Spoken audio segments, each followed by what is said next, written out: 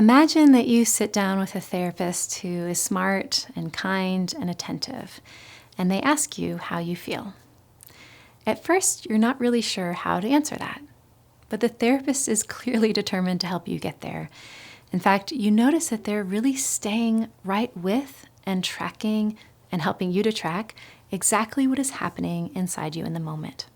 Even if that is feeling disconnected from your emotions or feeling anxious that you don't have the answer, they keep drawing your awareness inward just to help you notice your experience and approach it with non-judgment. Now imagine that this is a little weird for you because you're used to the kind of therapy where you just talk about your week. But that's not happening here. What's happening is this back and forth exchange, exploring and putting words to what is actually happening inside with time just to notice how that feels. And in truth, it feels a lot of ways uncomfortable and new, but also kind of exciting and hopeful, like maybe something might actually happen here because the storytelling therapy hasn't really worked for you. Plus, it isn't like the therapist is pushing you. They're really being kind and patient and helping you understand why it might be difficult to know what you feel. That being said, they don't seem like they're going to give up so easily either.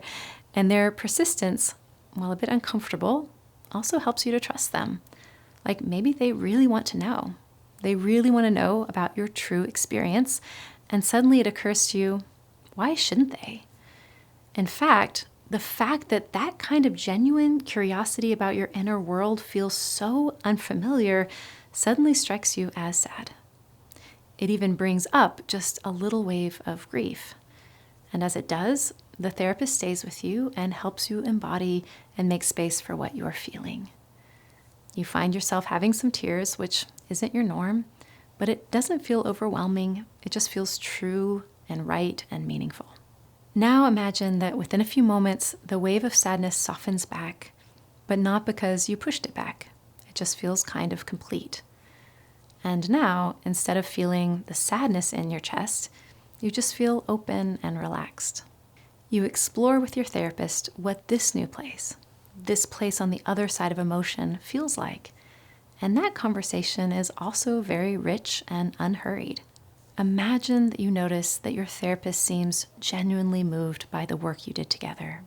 Now, as the session closes and you're gathering your things and saying goodbye and preparing to walk out the door, just imagine how you feel. I'm trying to fall. Hi, I'm Dr. Tori Olds, and in this video, I'd like to talk to you about how it feels to feel. Now, in a moment, we will tie this to a particular form of therapy called AEDP, but before we get there, I just generally want to talk about how it feels to feel, both in the moment of the emotion as well as just afterward. Now, if you're thinking, I know how it feels to feel, if anything, I'm overly emotional. Well, the reason I want to talk about how it feels to feel is that I think most of us only rarely experience pure emotion. What we experience instead is emotion plus. It's like every time we have emotion, all these other pieces come along as well. You know how a ship can have barnacles attached to it? I think for many of us, the experience of emotion has these extra negative elements attached to it. What kind of elements? Well, most commonly unconscious beliefs like to feel is to be weak, or if I feel I will be rejected or overwhelmed, or I'll be out of control like my raging father.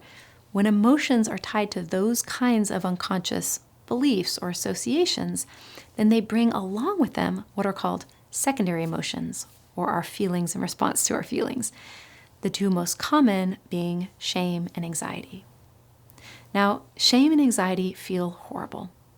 We will do almost anything to get out of them. We might even throw ourselves towards safer emotions just as a defense. For instance, if we're ashamed of feeling sad, we might generate anger instead. Or if we're scared of feeling angry, we might suddenly get weepy or even fully shut down into depression.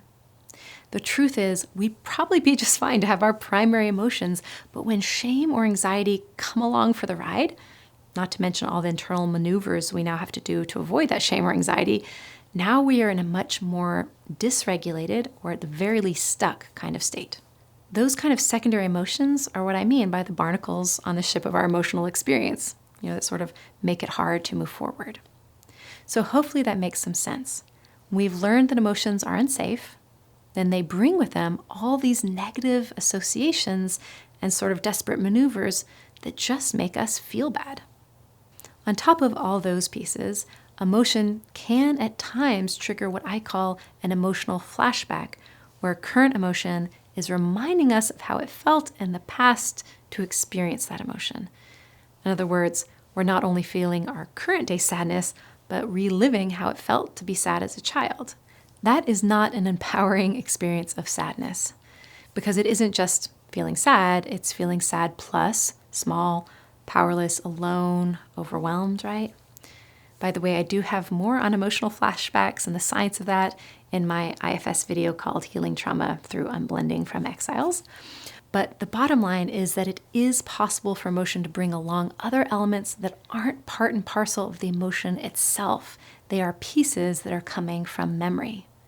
In other words, pieces from the past, whether learned expectations that emotion is bad and I need to get tense in the face of it, or in terms of reliving how it felt to have that particular emotion as a child, those pieces from the past can really work to muddy our experience of emotion, often without us even realizing it. We think we're just having emotions and that this is just what it's like to have our feelings, but really we're having emotion plus memory. This is why it can be so helpful to have a therapist who knows how to slow the process down, detangle us from some of the memory pieces so that we can see what it is like just simply to feel without extra suffering being piled on top. When that happens, when we can experience pure, untarnished emotion, it's an incredible experience. We almost don't have words in our daily lexicon for how this feels because we're so used to organizing things into positive or negative emotions. But obviously that delineation is way too simplistic. In fact, as we will be exploring, we can have a positive experience of a quote negative emotion. While we don't have tons of shared language around this, let me give you words my clients tend to use to describe what it's like when they finally allow themselves to deepen into core emotion. They describe it as feeling right, as feeling true. I've even heard the words wholesome or cleansing be used. In the case of sadness, people often describe feeling relieved or touched or tender. Or in the case of anger, they often describe feeling energized or powerful, clear, strong. So why am I describing all of this in a series that is about AEDP? Which, by the way, if you didn't watch the first video, stands for Accelerated Experiential Dynamic Psychotherapy. Well, because an AEDP session is not only designed to help you access your emotions, it is designed in such a way that the experience will be unequivocally positive. Remember, Diana Fosha, who developed AEDP, says we want our clients to have a new experience and for that experience to be good. Now, there's a lot to say about why that goodness can be so transformative, but first I'd like to more fully explore the goodness itself. Like, why do core emotions feel right and wholesome and relieving in the first place? Think of it like this. Our core emotions serve a purpose. They are meant to help orient our mind toward a piece of important work. That work might look like problem solving. It might look like answering a deep question. It might look like grief work, which happens when our brain is trying to integrate the difficult parts of our life into an overall sense of okayness and connection and meaning, which is really important for resiliency. There's a lot of important work for our mind and body to do in this life, and emotion is always the thing that brings that need into our awareness. It orients us towards what matters and needs our attention so that we know where to put our focus, and if necessary, so that we can act. Now, because emotion is there to serve a purpose, which is basically to get our attention, once it has our attention and feels heard, it just softens back. It isn't there to stick around, it's designed to move through. And that whole flowing process from beginning to end is so adaptive and helpful to our survival that it just feels incredibly good to our brain. It's a funny thing because even if we've never in the past experienced this kind of natural flow of emotion, it's like so endogenous to us, like such a central part of our evolutionary packaging, that the brain will recognize when it is happening and mark it as good. In fact, if it sees healthy emotion moving through in a way that's actually feeling safe and ideally connecting, it will give us a burst of energy in order to support that process. That's what Diana Fosha calls transformance, that our system knows that internal flow state, wants to return to it, and will help us to get there. And when emotion helps us to connect deeply with ourselves and be seen by another, our brain will reward us for that, literally through flooding us with rewarding neurochemicals. In some ways, you can think of this as secondary emotion again.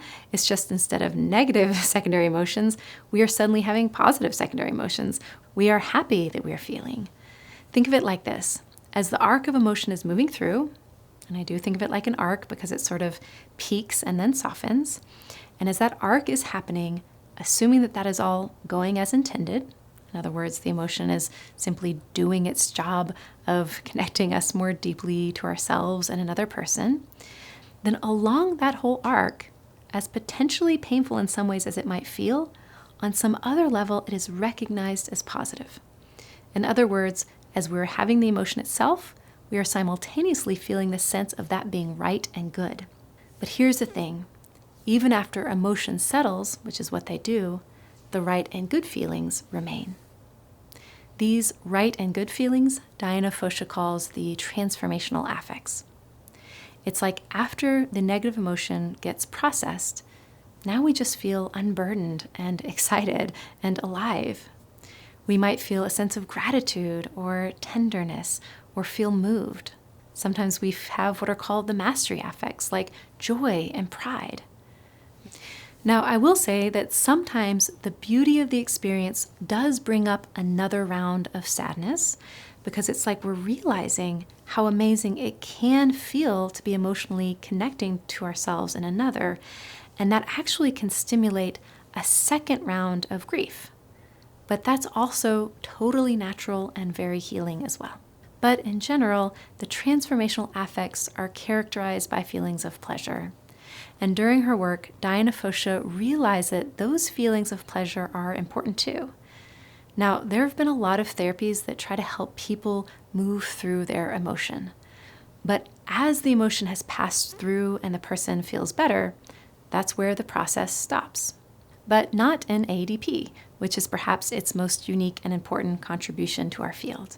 In AEDP, these transformational affects are explored just as deeply as the core affects that preceded them. It's like they're really given time to have their own arc as well. This might look like a client really feeling relief at finally expressing their emotions, and then noticing, a warmth in their chest. And then as they stay with that, there's a greater sense of openness, maybe even an opening to pride or compassion, or even just the impulse to engage in a different way. Now, you might think it ends there, but no. Once we process through our transformational affects, they too take us somewhere different. They move us onto what is called core state. Core state emerges after both waves of emotion, the original painful emotion, and now even the transformational affects that followed. When all of that has settled, where we are left is a state that is hard to describe without using the word spiritual. In other words, we feel open, connected, calm. If you've watched my videos on IFS, you can think of the 8 C's, compassion, clarity, but also awe and truth.